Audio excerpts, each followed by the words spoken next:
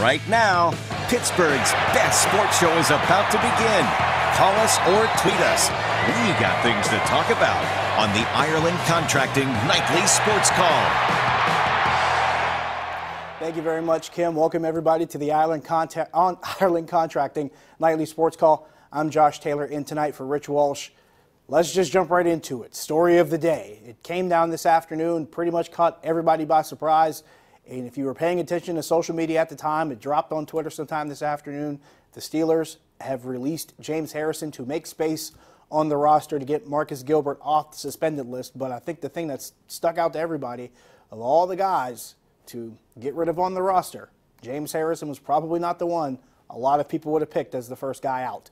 But that's exactly the reality that we're looking at right now. And James Harrison, 14 of his 15 seasons in the NFL as a Steeler, but he is now out in black and gold and leaves with a pretty decorated resume, if you want to call it that. Former AP Defensive Player of the Year, 5-time Pro Bowler, 2-time first-team All-Pro, franchise leader in sacks with 80.5. I believe he's second in forced fumbles behind Greg Lloyd. He played the 5th or 6th most games out of any defensive player in this franchise's history. So his resume speaks for itself, but the truth of the matter is that we're looking at a situation where James Harrison, at 39 years old, much to a lot of people's chagrin, did not see a lot of the field. The coaching staff, from Mike Tomlin on down, did not feel that he was the right guy for the job to be in that particular position. They felt guys like T.J. Watt and Bud Dupree and Anthony Chickillo and Arthur Moats and et cetera, and the list goes on, that those guys were more fitting to have that opportunity than James Harrison.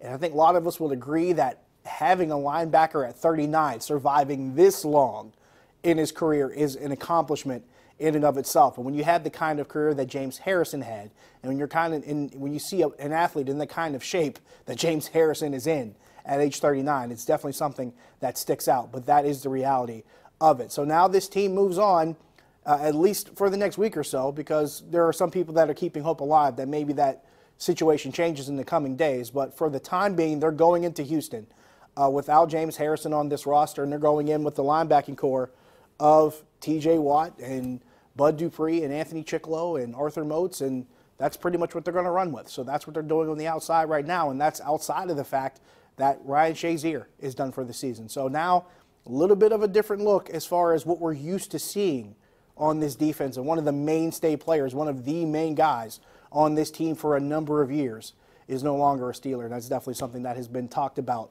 a lot. We'll get more into that during KDKA News at 11, so make the switch when this show comes to an end. We'll talk about that pretty extensively.